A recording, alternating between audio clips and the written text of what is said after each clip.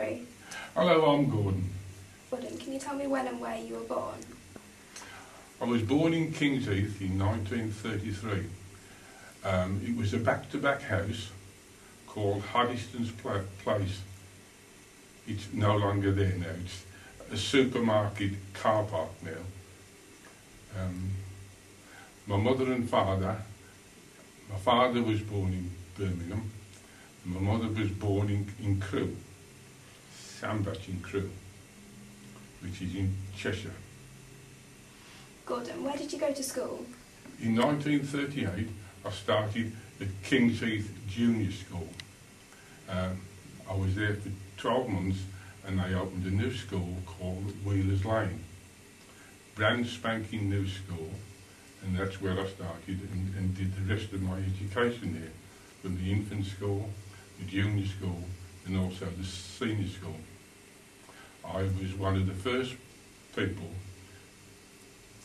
to attend from 14 to 15 when they increased the school leaving age. Do you remember when the war started in September 1939? Yes, I do remember it quite well. I was going to buy some sweets from the high street. I know I was only small, but at that time people were allowed out on their own. And I heard the air raid sirens, which was a noise that told everyone that there was going to be a war. That was my first inclination that there was going to be a war. And then I ran home to my mother. How did your life change because the war started? It changed because we couldn't have any more sweets. There was rationing on, which means that we only had a certain amount of food to eat. We built a shelter in the small back garden that we had, which was very, very small. It was only used occasionally, but we went down the shelter which was under the shops, which was their underground storage, which was converted into a public shelter. One evening it was bombed. We were actually bombed in the shelter. We escaped through the escape hatch, and from that time on we never went into a shelter again, because my mother and father, although my father was in the forces at the time, my mother said if we were going to be killed, we were going to be killed in our own bed, not in a public shelter. That was my experience of the war, which wasn't very nice. Gordon, do you remember the bombing? Yes, I do remember the bombing. If it was bombed overnight, as young lads we used to go around and collect what was known as shrapnel. Small pieces of bomb that had been dropped, exploded, and we used to exchange these pieces of shrapnel because that was our prized possessions at the time. We hadn't got many toys to play with because no one was able to make toys. They were all making munitions for the Army, Navy and the Air Force. Gordon, how did your school life change because of the war? A lot of school children were evacuated, but we were outside the main city centre catchment area, which means that we weren't asked to be evacuated. At school, we all knew where the shelters were, and as soon as the air raid sirens sounded, we all had to leave our classrooms and go into the air raid shelter, which was in the centre of the school. I think there were 3 air raid shelters, and depending on which class you were in, to which air raid shelter you went into, because everybody had to be accounted for. What other memories do you have of the war? I can remember my grandfather being a machine gun down Pershore Road. He was retired at the time, of course, and he had to dive into a hedge when the machine gun. Nobody knows why, but this one single aeroplane came down low and machine gunned the whole of the road.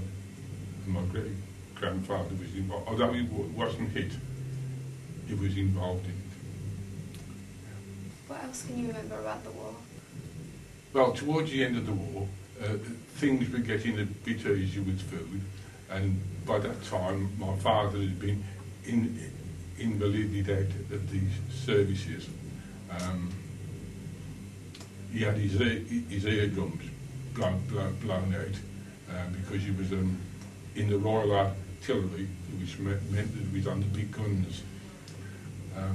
So he came home and he got a job. He was driving a vehicle and taking food from point A to point B. On the day that the war ended in Europe, he came home from Worcester with a big basket full of plums. And I remember that well, because we hadn't had a plum for a long, long time. Yeah. And that was the end of the war, as far as I was concerned. The Japanese War, of course, we didn't have much involvement with the war in Japan, so I really don't remember much about that. Did you have a party to celebrate the end of the war? Yes, we did have a party, although there was rationing on still. Everybody along the back-to-back houses that we lived in, we all collected little bits of food from every householder, and the top of the yard, there was an open space, and we put tables and chairs, and one person got a piano. My father carried the standard around the streets, and I think I must have got my standard influences from my father, because he carried the Union Jack around Kings Heath, and we had a fantastic party. Yeah, lovely time. Good. And what did you do after the war? After the war, I was still involved with the boys brigade, but I was also a keen cyclist. One of the activities that we used to do is the first Sunday in every May, we used to cycle to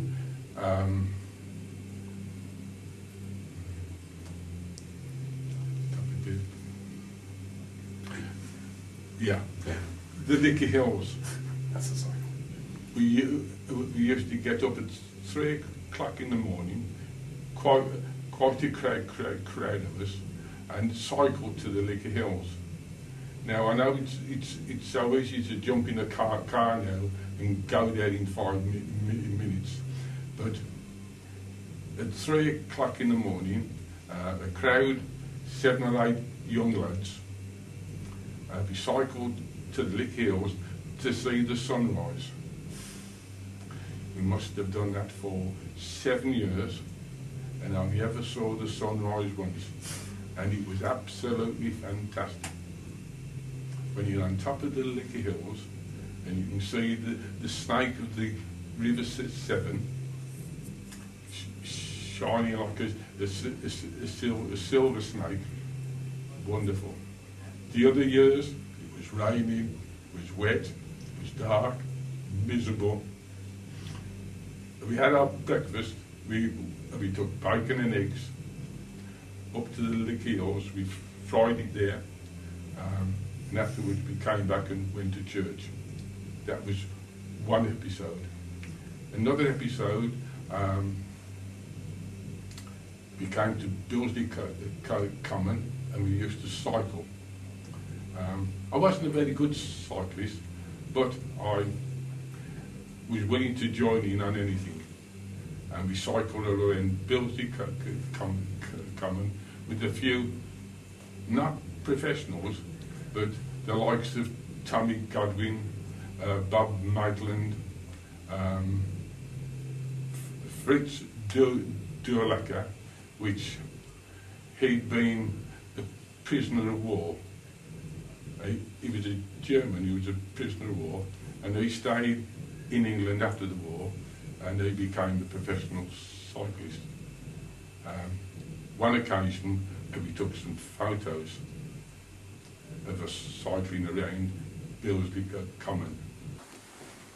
Good. And what was the Korean War? The Korean War started in 1950. It was the communists against the rest of the world.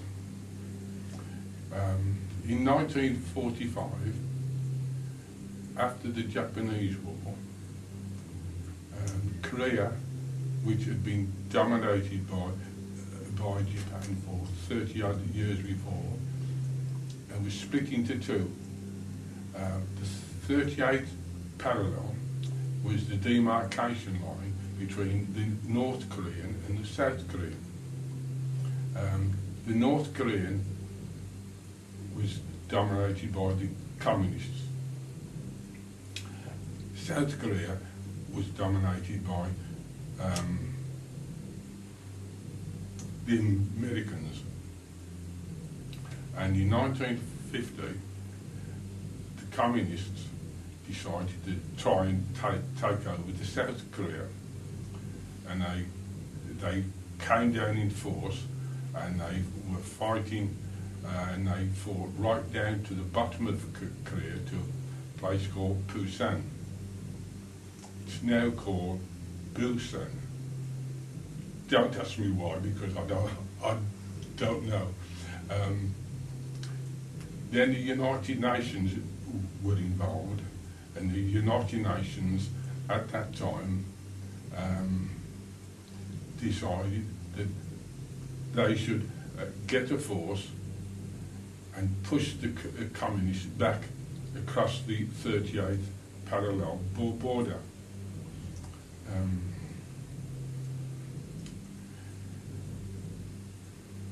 In the United Nations, 21 countries agreed to assist the United Nations.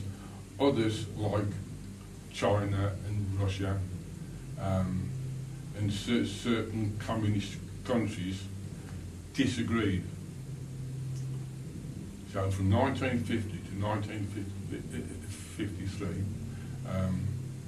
there was a war in Korea. Do you know where Korea is? Is it off China? Just off China? Korea is a small peninsula. At the north is China and Russia. The west is the Yellow Sea. East is the Sea of Japan. And south is the Straits of Korea. A small country, not very much agriculture, it's all hills. Really speaking, there's not a lot to fight about, but the communists wanted to take it over. For the first 2 years, the war was yo-yoing from the south to the north to the south. There was a lot of movement of troops, and a lot of troops were being killed, both from the communist side and from the United Nations side. In 1952, it became a bit of a stalemate, which meant that they didn't move far.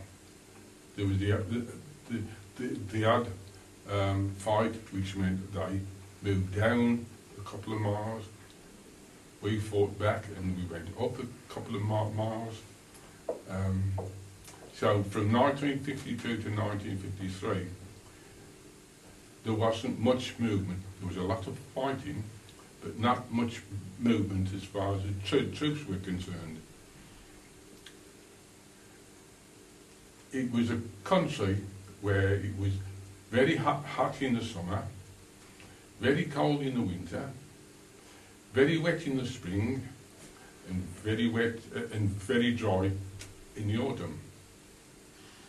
If you hadn't dug your little foxhole by November, you've got no chance at all of hiding. What we used to do is scrape a little hole in the soil, put a hand grenade in, pull out the pin and blow a hole. Because the ground was so hard, it was frozen to a depth of 10 to 12 feet.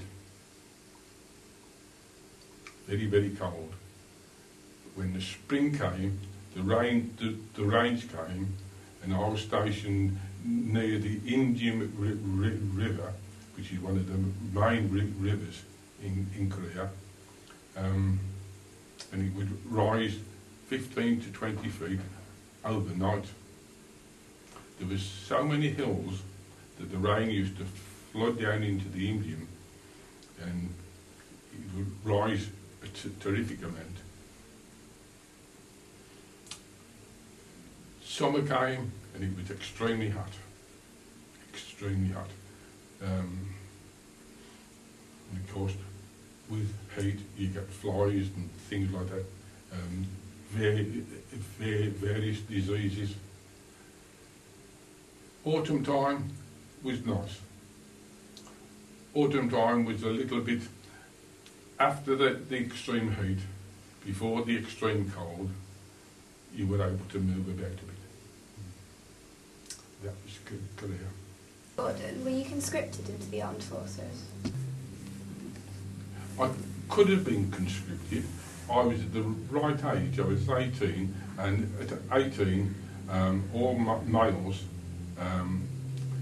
were given an examination to see if they were fit enough to join the forces. I was a bit dissatisfied with the life that I got at that time, and I hadn't got a trade, and the best trade that anybody could learn is the forces. Whatever the forces teach you, that is 110% right. I wanted a trade, so I volunteered for 7 years, which means that I was in the army for 7 years. You're first trained to be a soldier. So the first 6 weeks of my life, I was trained how to stand up, how to walk, how to sit down, how to dress properly. You'd be surprised, some of the friends that I had couldn't even wash and shave. They hadn't been taught at home. Fortunately, because of my experience with my Boys Brigade and Life Boys, I knew all those things, and my mother and father. I volunteered.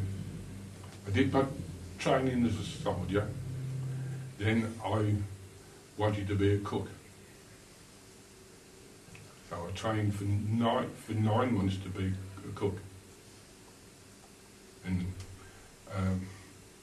that cooking took me right through the rest of the world and the war, and also after the war. What regiment did you join? I didn't join the regiment, I joined the Corps. I joined the Army Catering Corps, which was where all cooks go to be trained. Every regiment needs to be fed. An army marches on its stomach. That goes back to the year that, yes. I was trained for 9 months. After my training, the Korean War was on. And they asked for volunteers. Now, my father always said, son, never volunteer for anything. If they want a piano moved, don't volunteer. Unfortunately, I was told that if I volunteered for Korea, I would get 28 days leave. Having served 9 months and getting very little leave, 28 days leave was rather nice, a whole month's leave. Having volunteered, I then found out that one of my friends that finished the course the same time as me had exactly the same leave, 28 days leave, exactly the same. And he was posted to the General Hospital in town. He lived in Pershore Road, which he used to come home every night. I was posted to Korea, 11,000 miles away. After my leave, I went on a boat. The biggest boat that I've ever seen was the Empire Orwell. Now, I'm not a very good sailor. On board the ship, before the ship left the docks at Southampton, I was seasick. And I was seasick for 7 days. Until he turned the corner into the Mediterranean Sea, I was ill. In 7 days, I had a quarter of a slice of dry toast, which wasn't very nice. Our first stop on the boat, because you weren't allowed to stop at any old port. We stopped at a place called Aden, which is now South Yemen. We were there for a few hours, just to load up with food and water. Our next stop, we went down to Colombo, which was then called Ceylon. It's now called Sri Lanka. Our next stop on the journey was Singapore. I wasn't too impressed with Singapore at the time. A lot of people say it's nice now, but at that time it wasn't too nice. It hadn't been long since the Japanese had been there, and they destroyed everything. So I wasn't too impressed with Singapore. Our next stop was Hong Kong, which was a very nice port. In actual fact, I did see the VC, Bill Speakman, who got a VC in Korea. He was on his way home as we got to go to Korea. Our next stop was Korea itself, disembarked there, only to be told that I was needed in Japan. So I then got back on the boat, went to Japan, a dockside called Kuri, which is quite near Hiroshima. I was there for 7 days because there was a bit of trouble in Japan. I went to have a look at Hiroshima, where the first atom bomb was dropped. Not a very nice place. It was flat. Nothing living there at all. I'd seen the bombings in Birmingham, but the bombings in Japan wasn't very nice at all. But as I say, 7 days afterwards I was back on another boat, back to Korea, and that's where I stayed for 12 months. After the 12 months, and I was stationed in Korea with the Royal Regiment of Signals, which I cooked their food for 12 months. 6 months during the war, and 6 months as a peacekeeping service. I don't know which was the better of the two, for the war side or the peacekeeping service. Experiences after the war. I was sent away on detachment, which meant that a small group of us moved away from the main camp, and we went into a valley called Gloucester Valley, where the glorious Gloucesters had fought. And there was quite a few bad experiences there, where men had been killed and had just been left there to die. Both communists and our own men.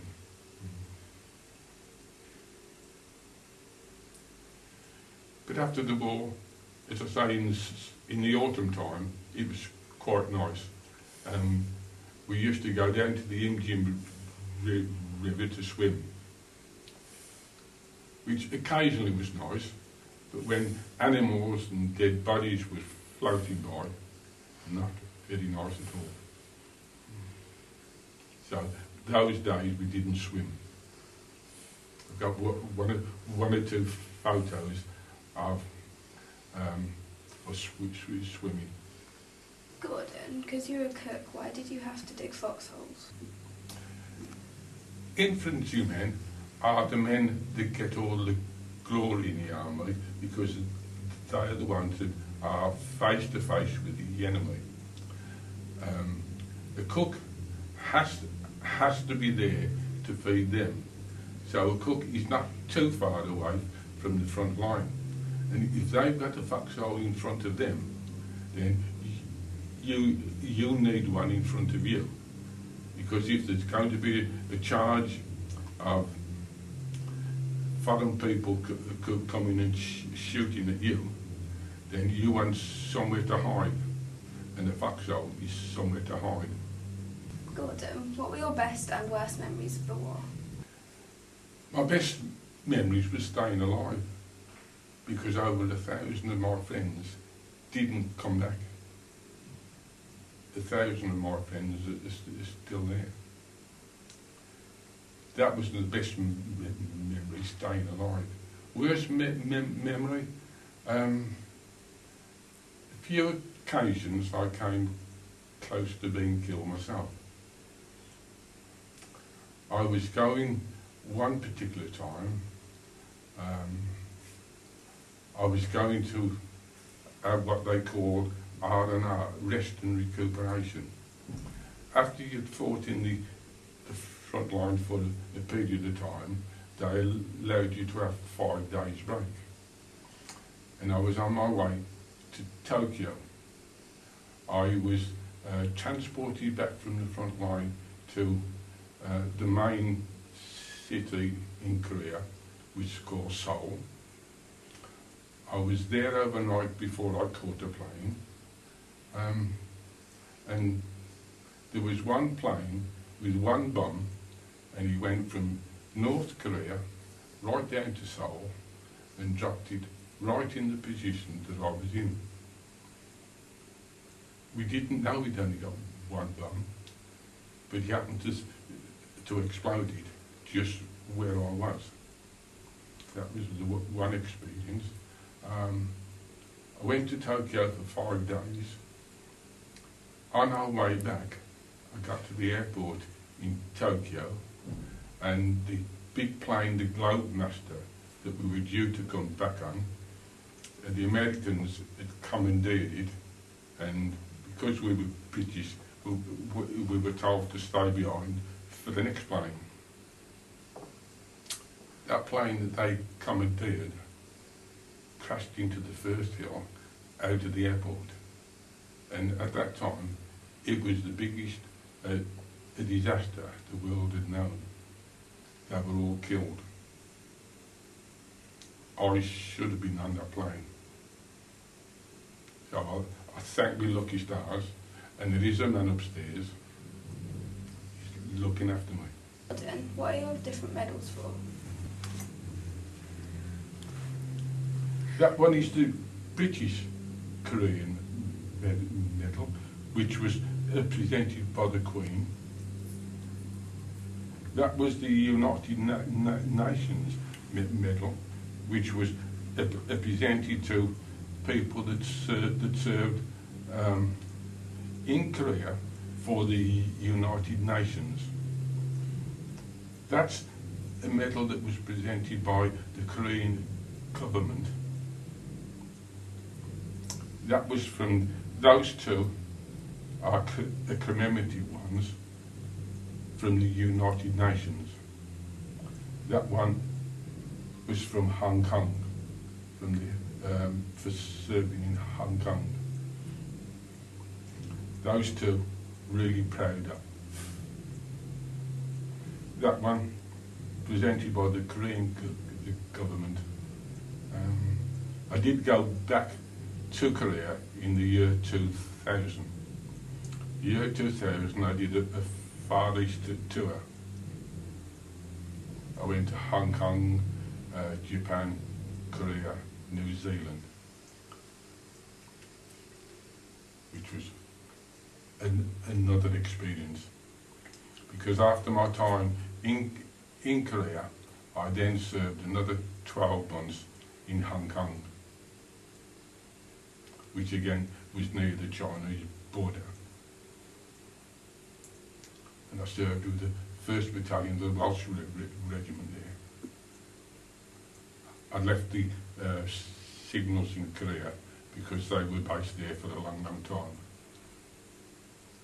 But the Welsh Regiment had already served their time in Korea before I got there, and they were doing a three-year tour of the Far East, and this was their last year, and that was serving it in Hong Kong.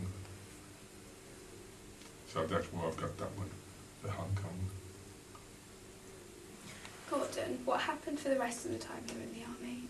After finishing my time in Korea, and as I say, I went to Hong Kong for 12 months. I came back with the Welsh Regiment.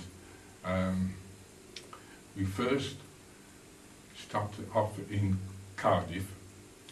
I'm probably one of the few people that have received the freedom of the city of Cardiff, being a Brummie.